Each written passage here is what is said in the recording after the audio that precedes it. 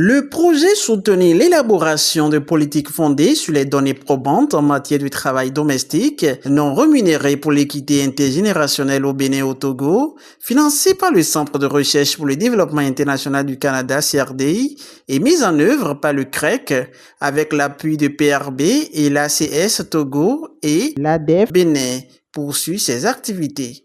Dans ce cadre, un atelier de renforcement des capacités en sensibilisation et plaidoyer pour la reconnaissance et la valorisation du travail domestique non rémunéré s'est tenu le 29 avril 2026 au Champ d'Oiseaux de Cotonou en présence d'acteurs de la société civile, de la présidente de l'Institut national de la femme, de représentants du Conseil économique et social et d'autres partenaires. Le travail domestique non rémunéré constitue une composante fondamentale de notre économie.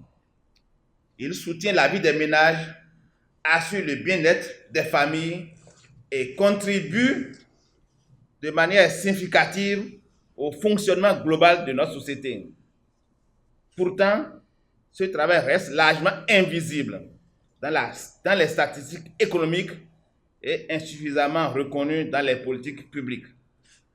Ce sont, dans leur immense majorité, les femmes et les jeunes filles qui assument ce travail au quotidien. Soins aux enfants, par exemple, prise en charge des personnes âgées, tâches ménagères, soutien aux membres de la famille, etc. Cette réalité soulève des enjeux majeurs en termes d'égalité, en termes de justice sociale, en termes même de développement durable.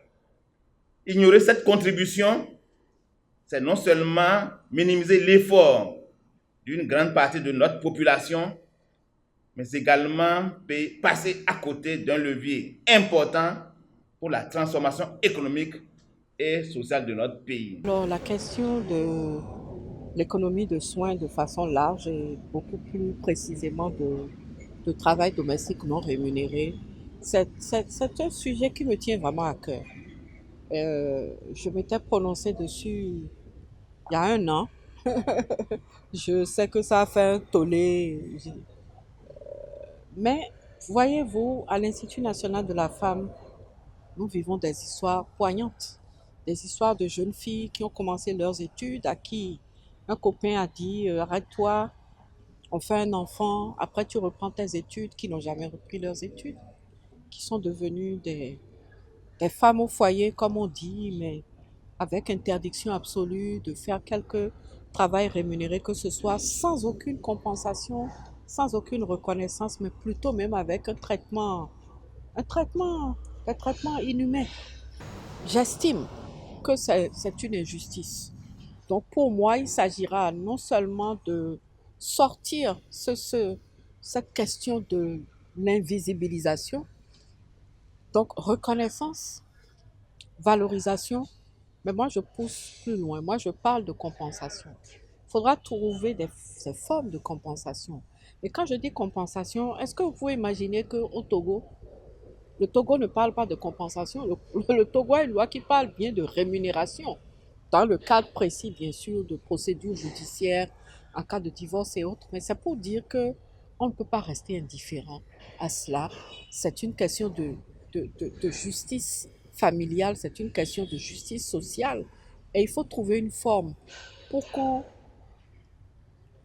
aille dans le même sens que le Code des personnes et de la famille du La présidente du conseil d'administration de l'ONG ADEF Bénin a rappelé que cette initiative vise notamment à accompagner les réformes des politiques publiques par des rencontres de haut niveau afin de faire reconnaître le travail domestique non rémunéré et mettre en lumière son impact sur l'économie nationale. Et l'objectif pour ce que nous poursuivons, c'est de soutenir les politiques publiques, les réformes en matière de politique publique à travers des rencontres de haut niveau qui puissent permettre d'exposer ce que c'est que le travail de soins non rémunérés, son impact sur notre économie. Et l'autre objectif, c'est de présenter ce projet Donc, de présenter le projet à des cibles, notamment les décideurs politiques. Je pense aux parlementaires. On a déjà réalisé une activité avec les parlementaires et c'est de façon vraiment inédite, c'est sur leur demande.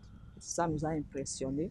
Il y a les ministères sectoriels, je pense au ministère des Affaires sociales et de la microfinance, et le ministère de l'économie et des finances, notamment la direction du budget, la direction générale du budget, il y a la direction aussi des affaires économiques et il y a l'Institut de statistique et de développement. Donc, il y a également les ONG qui porteuses de ces projets. On a identifié 10 ONG qui travaillent avec nous et pour porter le projet avec ADEF Bénin dans notre pays. Et maintenant, il faut penser aux ONG de défense des droits des femmes. Nous n'allons pas oublier les traditionnels, nos leaders traditionnels. On n'est pas encore allé là. Les leaders religieux, tout le monde doit être impliqué dans ce projet. Selon l'expert et représentant du CREG, Dr Camille Guidimé, les femmes assument une part majeure du travail domestique non rémunéré. Il souligne donc l'importance de reconnaître et de valoriser cette activité. Il est question aujourd'hui de valoriser le travail domestique comme toute activité rémunérée sur le marché. Ainsi, la femme ne sera plus considérée comme celle qui ne fait rien. On considère la femme ménagère celle qui ne fait rien. On va mettre ça en arrière et reconnaître aujourd'hui que cette activité menée par la femme contribue énormément à l'activité économique et qu'il convient de valoriser cette activité déjà sur le plan scientifique dans la comptabilité nationale. Nous pouvons aujourd'hui introduire l'indicateur de production domestique valorisé rémunéré. Nous pouvons aussi, par le canal des politiques publiques d'assurance, par exemple, de la santé à toutes les femmes qui produisent une tâche domestique qui constitue le ciment de la société. À travers les différents travaux de groupe consacrés au renforcement des capacités, à la sensibilisation et au plaidoyer pour la reconnaissance et la valorisation du travail domestique non rémunéré, les participants ont largement contribué et confirmé la pertinence de leur présence à cet atelier. Nos mamans, nos sœurs qui sont dans les maisons, qui travaillent tous les jours, du matin jusqu'à minuit, et qui ne sont pas rémunérés et dont ce travail n'est pas reconnu. Parce que si nous sommes tous debout aujourd'hui, c'est grâce à une mère que nous sommes là. Et cette dernière se lève tôt.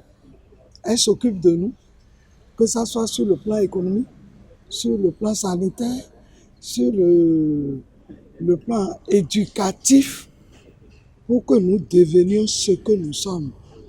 Mais ces femmes-là ne sont pas rémunérées et mieux, ce qu'elles font ne sont pas reconnues. On entend souvent les hommes dire « elles ne foutent rien là à la maison, je lui donne à manger, je lui achète le slip, je lui achète le soutien, mais elle ne fait rien ».